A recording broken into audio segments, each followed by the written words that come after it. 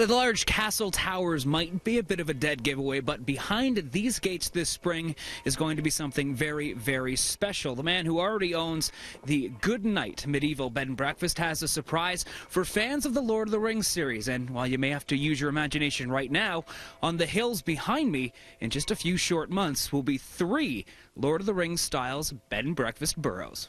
We've always been medievalists. We went on a high school trip to England and had our first feast when we were there, saw a lot of castles. So the whole medieval and Lord of the Rings thing has been really part of our lives since then. For things are made to endure in the Shire, passing from one generation to the next.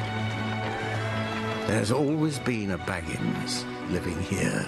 Owner Daniel Smith knows a lot of work has to be done to make his property outside Three Hills look like those hills. But with $250,000 of his own money earmarked for the project, he says the plans are already in place, with professional artists helping him make the vision of Middle-earth a reality in Alberta. Smith tells me the money is secondary, as his biggest goal is not disappointing any Tolkien fans.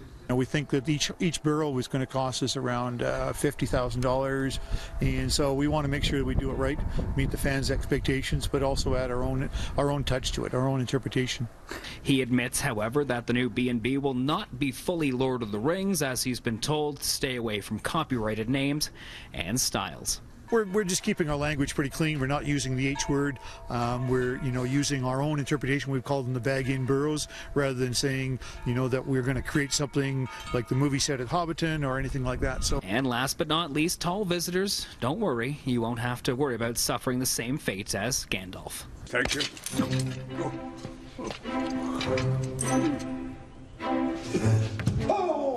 Michael Lumsden, City News.